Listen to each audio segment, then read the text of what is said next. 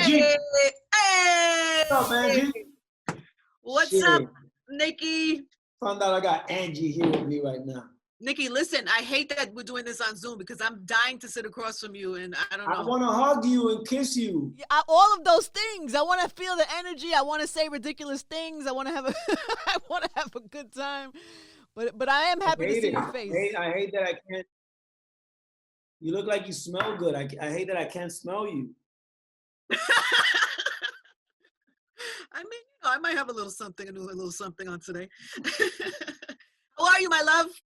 I'm good. I'm happy, working hard, trying to make a messed up moment into a productive moment. You know what I'm saying? Yeah. Trying to work hard, got so many things on the plate right now, but it makes me happy, because I'm a workaholic. I just love working. I don't know. You're like the only person I know that has lost weight during quarantine and this whole pandemic. Everybody's like packing on, eating, being crazy, and you lost what, like 40 pounds? 50 pounds. 50 pounds. I was that guy. The first 2 months of that pandemic. But then I said, bro, I'm about to turn 40 in March. I want to look like a badass 40-year-old. I don't want to look like a fluffy 40-year-old, So you got focused. I got focused, yeah, working hard and just trying to make this, make like I said, make a productive moment out of a messed up moment. I mean, this shit is crazy. It's crazy. How are you staying? I know you're staying busy by working and stuff, but how is your mental? Like, are you? I don't know. Is it bringing you down? Is it stressing you out? I was depressed the first months. What I'm saying, like eating bad and just sitting down and watching everybody like Instagram. I'm like, no, I want to work. I'm gonna start working. So I did this podcast. Well, it's not a podcast. It's a late talk show, night talk show. It's called The Rock Star, and I'm interviewing. I know. I want to know when you're gonna do Rock Star when you're gonna put subtitles on the Rock Star. You know what? I thought we had them. I'm kind of disappointed myself. I thought we had them for real. No, you got to put them on there. Maybe there's a button you have to press, but I saw it in some of the comments because I was looking at it. No, we don't have it. We don't have it. You're like the second person that let me. I'm definitely gonna put subtitles. The second season is gonna even be better. So you're gonna love it. And I'm gonna try to put subtitles on the first season. Yeah, because there's some of us that are Spanish still needs a little work, and then you be breezing through and then Puerto Ricans be like, exactly. So it will help, and I think it'll open up the audience. And you have these amazing guests, and you get these great numbers. It will be nice for everybody to watch it. I agree 100%. Yo, I watched all of the episodes with the subtitles of the biopic. I did it in like a weekend. I breezed through the whole thing. It's so good, Nicky. It was good. Thank you. I appreciate you so much for watching. Man, I feel like I know you differently now too. I feel like I really I feel like we grew up together. Really, like I mean, I know you from New York, so you probably had a lot of friends that lived the same situation. You know what I'm saying? For sure. I know for a fact. And I'm from Lawrence, Massachusetts. I mean, it can't be more. Lawrence is hard, you know what I'm saying? Like it's hard. People don't know a lot about Lawrence because it's very small. But Lawrence is very dangerous city, back in the 80s. And I don't know now, but back in the 80s and 90s, it was crazy. Yeah, well, the 80s and 90s too. There's a lot going on in the streets. But you were so honest about it, everything about all your struggles and with addiction and your family's addiction and. I wanted to be very, very honest and graphic about it because I want kids to learn about this situation. I come from a very, very, very dark past, you know what I'm saying? And look, all my accomplishments, you know what I'm saying? Like Grammys, movies in Hollywood, singing in the World Cup, all these things that are happening, but look, everything that I went through to get there. Yeah. So that mentality is for these kids to say, like, there's no excuse. Right. My mom was a drug addict. My dad was a drug addict. I was a drug addict for 15 years. And I was like in the most deepest hole in the world. And I got out of that hole and look at the success that I have now because of discipline, because I have so much faith for God. And that's what it's all about. And these kids got to learn that they need somebody like me. And, a lot of pastors from church talk to me and say, you've done more than you can imagine for these kids in church, and a lot of people are coming to church just because they saw your story. So that's my legacy. You know, Wow. I'm gonna take that with me. It touched my heart. That's beautiful. So when you watched it back, did you freak out that you shared all of that? Did it feel real to you? And then you were so good you were so good acting as yourself, which I know sounds like maybe an easy thing, but not such an easy thing. No, it's not. No, it's not. It's not easy. I mean, if you don't know how to act, you can't act. You can't even act being yourself if you don't know how to act. So, right. Right. No, I've been acting. You got to deliver a line. You still got to be able to deliver a line. Yeah, of course. You have to, like, you know, and obviously what you could really say is that I do know the story by heart, because obviously I lived it. So obviously there's no papers that I got to read. They just got to, all they had to tell me was like, well, this is the part where da da da da da, and you know. And you're like, got it. I gave it. Sometimes I would even change what the script had, because I was like, nah, that's not the way it would go. Because the way I told my story was a recorder, and 45 minutes telling my story. So there's a lot of things that, you know, are not really clear when it comes to the writer to write your story. So I fixed that, and I was always on top of everything, and I helped direct the whole thing. But of course, I cried in a lot of parts because it bring me bad memories. And the part where I talked to my mother on the phone and I try to connect it, that part I couldn't stop crying, because I remembered, and I was reminiscing in that moment, me trying to, you know, try to contact my mom, because everything I did in my life was to connect with my mom. I stopped seeing my mom when I was 8 years old. So, you know, I mean, I lived in a street where nobody had their dads, but not a lot of people could say they didn't have their mom. You know what I'm saying? So for me, it was really hard. But the love that I have for my mom made me have success in the music industry, made me have success in life, because she was my focus, you know what I'm saying, to find her. And today she's with me. Today she's clean from drugs. My dad's clean from drugs. I'm clean from drugs. And we broke that chain of destruction and drug addiction. And now we blossom into a beautiful family, healthy family. That's amazing. How's your mom now? How's she doing? She good. She screams a lot.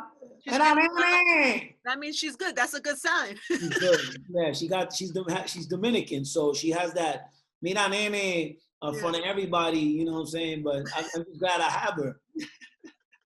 But you appreciate those moments. When I found my mom and she started screaming, it was like, Mom, that was not the way I imagined this. Oh, but you have each other now. That's amazing. Yo, you have a big birthday. You just said that. You got 40 coming up. Yes. In a couple weeks, right? Yeah, March, I'm going to be 40. I'm going to do a big party. I'm going to enjoy. What are you doing? What happens? What are you going to do? I don't know, because this COVID situation is all crazy, but I don't know. I'm probably getting like the biggest yacht in Miami. I'm going to go crazy. Are you single, Nicky, now too? That's what I read that you're single, Nicky. I'm single. I'm going to go crazy. I'm telling you. I watched the movie. I know your thing with women. I know you enjoy women. Love women. I know. I love women. I mean, this is the best thing that God created. It's insane. I know, but what do you do when you're 40 now? And then is your relationship with women gonna change, or are you gonna now you're single? No. I'm gonna change. I'm the same guy. I'm just not gonna commit anymore. I'm gonna stop committing. I just always want to get married. I go hard. You can't stop forever. You're never going to commit again? Not for now. I think when I get a little bit older, you know what I'm saying? I'm going to enjoy it until I'm like almost 50. And then probably like, yeah, I'm almost 50. I'm just going to sit down, get me a wifey and just chill. But right now, I'm going to enjoy life, man. I mean, I'm still young. I still got it. You know what I'm saying? Oh, my God. AKA the streets are on warning that Nicky is in the streets. Oh, all the babies, all the mommy chula, DM me right now. I'm ready. And you've let it be known, and you've let it be known to the ladies now that you are not committing. This is just gonna be light. If I go out, I'm gonna tell a girl like 50 times in a conversation and be like, I just love being with you. Yeah, but you know that I just came from a relationship right now. And, you know, I'm just letting you know that, you know, it's like we got no attachments right now. Are you a guy like that? Some guys are very honest in wherever they are in their life. Are you that honest? I think you should be honest from the beginning. Because if you honest, they automatically don't fall. They don't get this wrong chip. You know what I'm saying? That happens. You know, like you got to be clear. Like, baby, you know what? I just came from this, and my heart's broken. You know oh my God! Oh, you had too much. What does your mother say about this? What is your Dominican mother who has a lot of my mom be like, yo, You better be careful leaving them girls, man. One of them girls is gonna get revenge. She's scared, like, a mí me da miedo esas mujeres que tú dejas, Nicky. I'm scared of those girls that you leave, you know? Like, no, man, it didn't work, so I had to go, mommy. Oh my God, Nicky. Oh my God.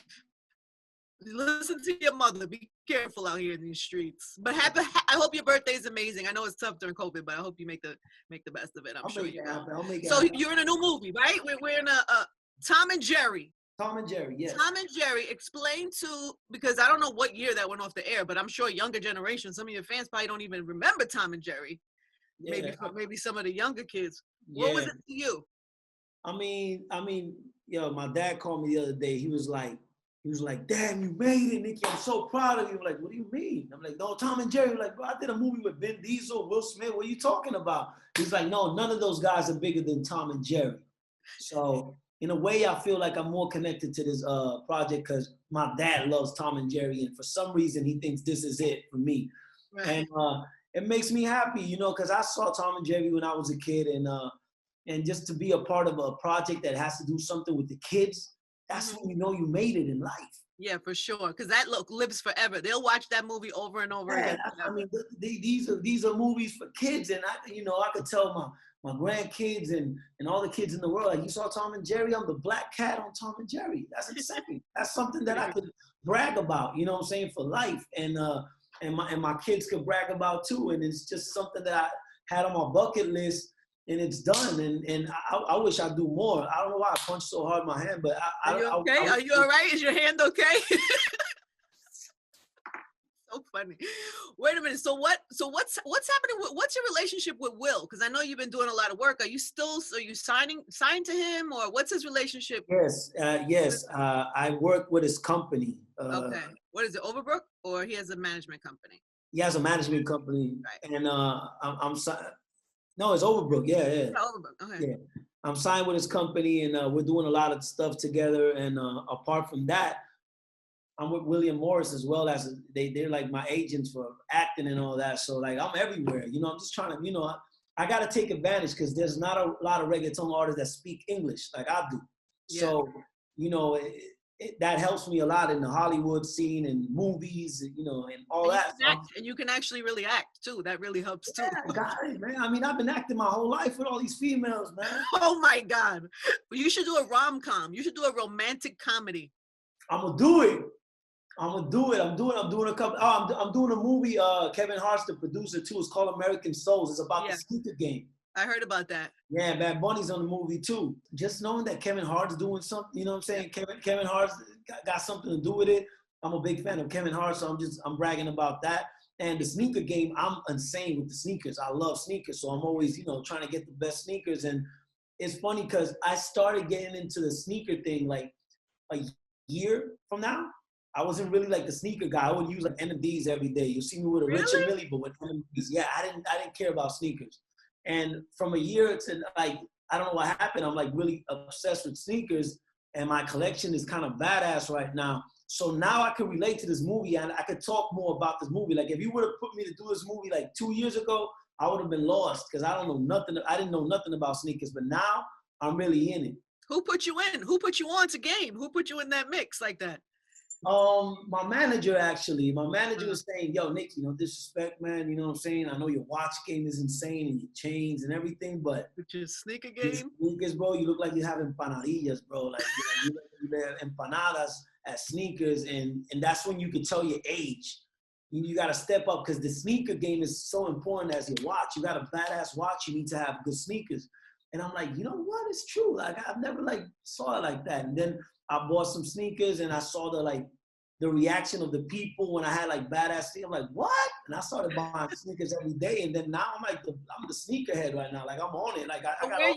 So what are you doing? Where are you getting them from? Are you buying them at like ridiculous prices and going well, it depends. Sometimes I buy the good price. Sometimes I buy it because when I want something that I really want and nobody has, I pay the ridiculous price. I got this guy. What is the most expensive pair of sneakers that you bought so far? Right now, the Dior, the $30,000 I paid for them. You paid $30K? 30K I paid because I had nothing. And then the problem is, in that time I had my girl and I bought them for her too. It was like 15. I bought like 15 because her size is smaller. And you didn't get those back. You don't get those back after. I don't take what I give. Yeah, I don't take what I give. Not even the ring. I'm not like that. Really? I think that sounds whack. Like, yo, give me back. I mean, first of all, she didn't do nothing wrong for it. You know what I'm saying? If she was the one that messed up, I'd probably be like, yo, give me my shit back. But it was me. You know what I'm saying? I'm really hard with commitment. You know. I get it. So wait, so you spent 30 grand on the sneakers. Where are the sneakers now? Do you wear them or do you put them like on a shelf in a box? Or? I wear them and I try to keep them clean. You know, I got them there. You know, and I bought a new house in Coral Gables and I did a closet just of sneakers with the windows and all the movie right now. So I'm gonna post a picture of my collection. That's amazing. All right, what do people need to know? Nicky, I can't wait to do this in person. Let's talk about this movie a little bit more. How's that going with the release, with the way things are in the world right now? It's I don't know, because they say in theaters too. I don't know. Is there movies like do people? Well, they just opened some theaters in some places, and it's like 25% capacity. But I'm interested to see how that affects because. Yeah, I mean, me too. I don't know nothing. To be honest, if I say I know what's going on, I'm just happy I'm in it. You know what I'm saying? And I got my check, so I'm good. You know what I'm saying? I already. I'm going to tell you right now, you're in it. It comes out in theaters, and it's also going to be on HBO Max. So that's how people get to watch it. I knew that too. I was just making sure. I'm just here for you. I'm here for you, and I got you. Don't worry. I want to see how much you do your homework before you interview me. Appreciate that. Keep me sharp. Keep me on my toes. And then what's up with the music? What's happening? I know you got the song Romeo, but what happens from here? Oh, well, I got this song with Romeo. It's doing really good right now. The numbers are on the roof. I'm really happy.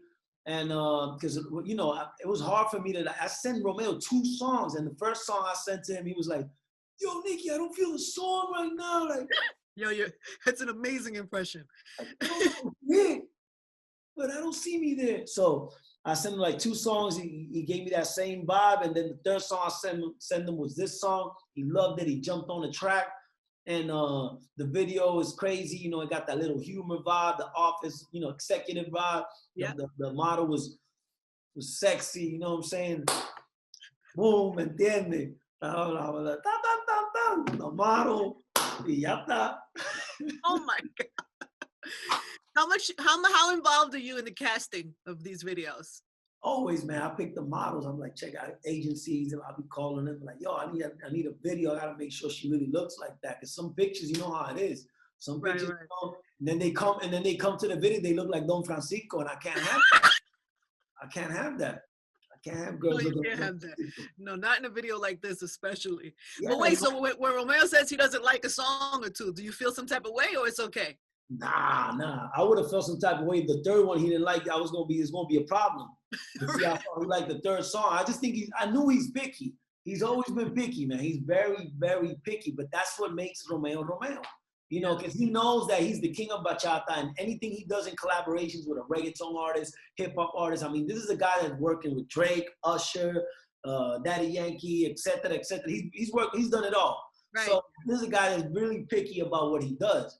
You're talking about a guy has been number one in what he does for more than almost 15 or 20 years. And apart from that, he did Yankee Stadium like 2 times. Like this ain't no normal guy. No, I know. No, he's a big deal. He's a big deal. He's a big deal. So he's really picky about what he does. He's very worried about, you know, the aftermath of any project that he works in. So he wants to make sure that the video is really good, the best director. You know, he's like, yo, how much we gonna pay for this video? And you said, I'm like, how much? You mean how much I'm gonna pay for the video? Yeah, I mean a lot of money. I mean, what director do you want? And then he tells me the director, and we worked on the director. Like he's really picky. He's really involved in the project. But that's why you could tell that everything that Romeo does is so like next level. Like you can never say he did something and it looks kind of sloppy. Nah, he is going to be at least top 5, top 4. You know what I'm saying? Yeah. You gotta respect that. You gotta respect that. So what happens here? Is there more music coming? What's? My new album is coming out at the end of March. It's coming out. I got a couple of collaborations. I'm gonna keep it top secret because I want to boom. You know what I'm saying? The boom. And after that, and after that, it's just, you know, oh, I got an album with Black Eyed Peas as well that I'm working with in collaboration with Black Eyed Peas. We did some crazy. Really? That's so random. I hadn't heard about that. I know. I just spit. I hope I don't get in trouble. I'm just saying this, but. But you're gonna do a whole album with them? Yeah, I'm doing a whole album with them. Wow, that sounds like an international problem. I'm gonna bring them to my world, and they're gonna take me to their world. We gonna do something really nice. And he's, man, Will is a genius, man. Guy's a genius. For sure. No, for sure. All right, Nicky. Well, listen, happy early birthday. Have a blast. Be safe. Thank you. And then we're gonna watch Tom and Jerry, and then your album's gonna come out, and hopefully after after this quarantine and this time is over, we can get. I hug you and I smell you.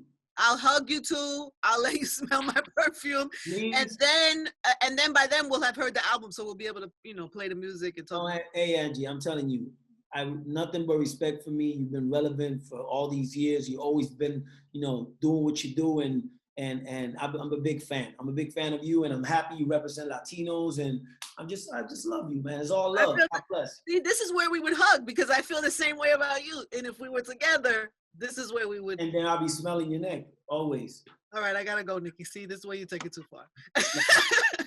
I love you, baby. Congratulations.